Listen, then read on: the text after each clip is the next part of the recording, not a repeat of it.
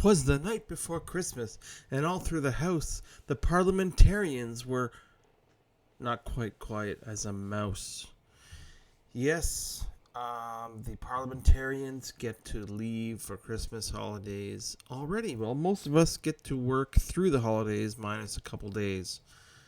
Lucky them. Well, they're getting paid pretty much six figures, I would assume. I think it's like 70,000 to 200 and something, depend what position you hold. But yeah, they get to finish today, Friday, December 15th. Lucky them. Anyways, lighthearted, I guess. The house today, as for closing, they got to do a little closing poems, Christmas themed. So we'll play that in a second. Well, you tell me what you think. They kind of put a fun spin on their little takes, but personally, when I watched it, yes, it's cute and it rhymes, but it just pisses me off, to be honest, that they can all have fun with how bad things are for Canadians right now, and take like a month off on our dime.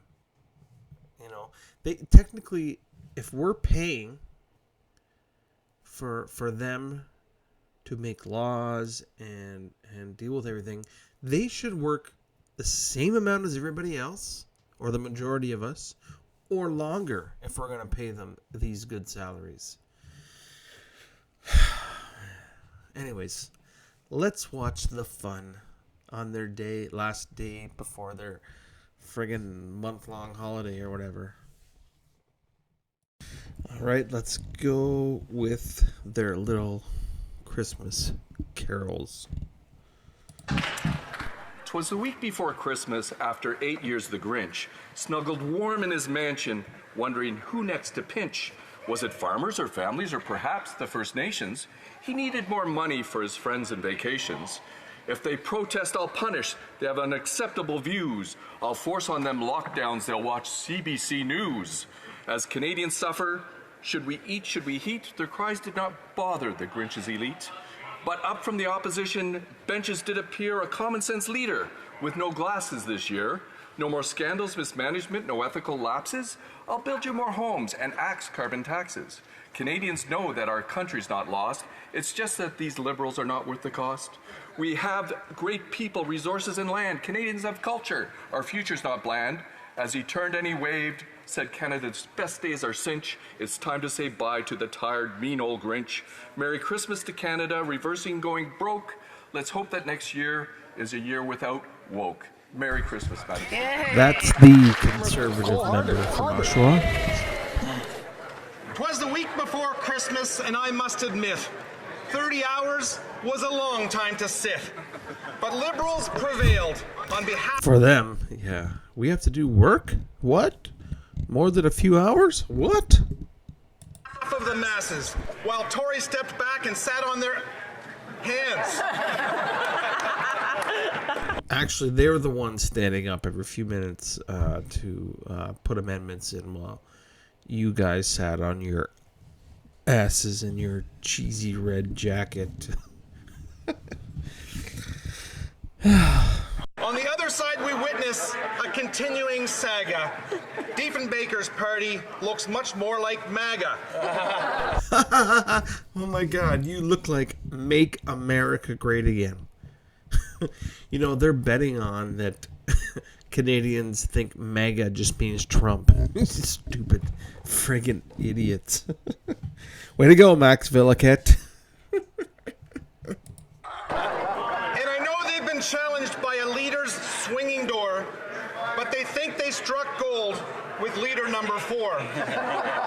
They gave him a makeover with etiquette classes, pumped up his chest, and took off his glasses. But no matter the issue they put on the docket, we still persevere with the dippers in our pocket. The Dippers. He's talking about the NDP. Oh crap! We gotta satisfy these NDP because they're keeping us in government. The Dippers, they want this dental care. We better give it to them, or we're gonna lose power. Look at me in my cheesy ass elitist jacket. This marriage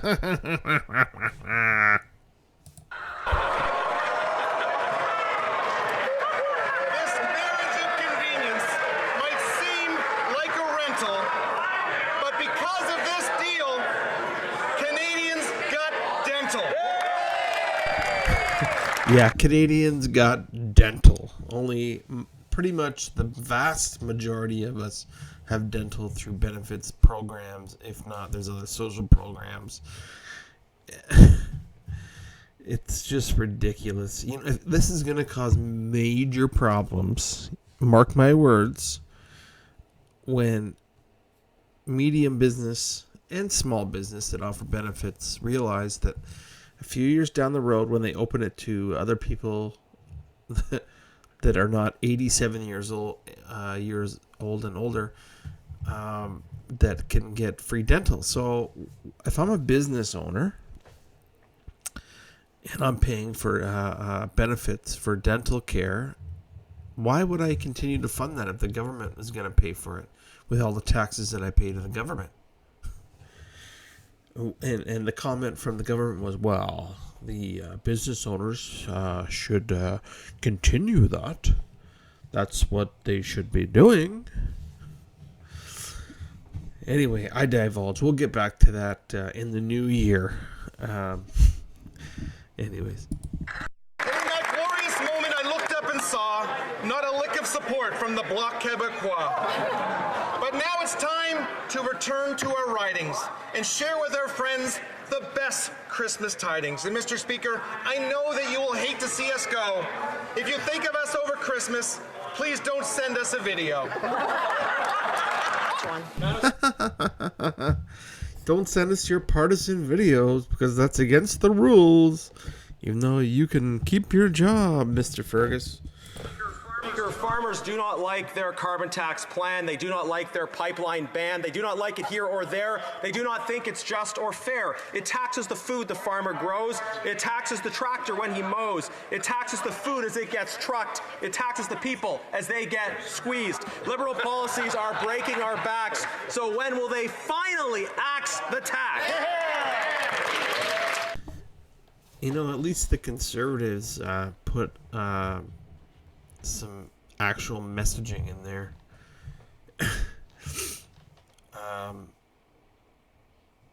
It's clever that he tied that, you know, the axe the tax in with the lines in the poem there. With the farmers, they don't want the tax or cutting the pipeline, etc., etc. If you haven't watched Genius rip apart the Arrive scam and the green slut, I forget the other things he does at committee because there's so much, but he's great in committee.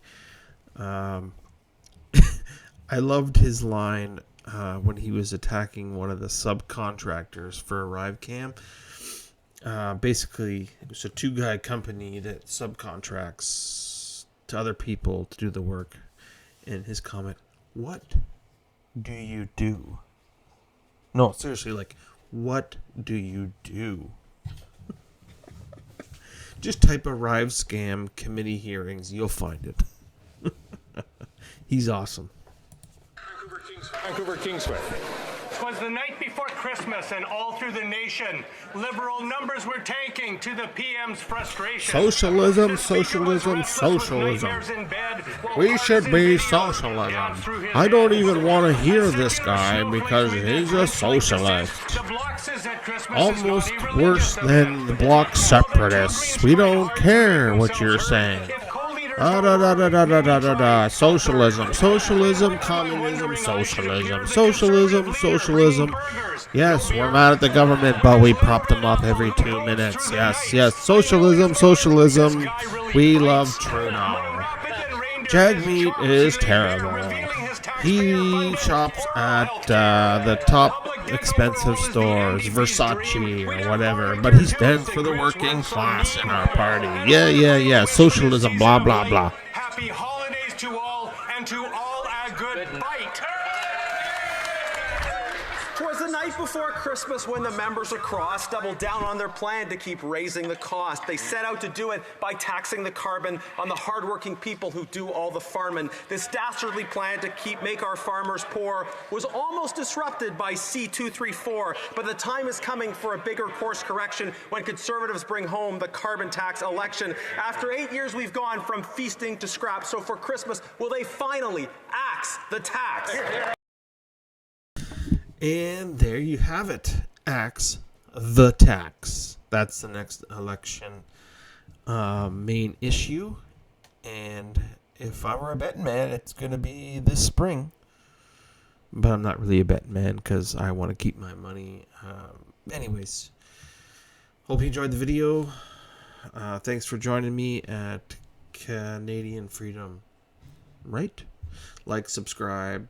Share whatever you can do to help the little guy. I would appreciate it. It makes me feel good.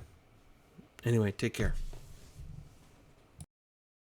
Ho, ho, ho, ho! Merry Christmas!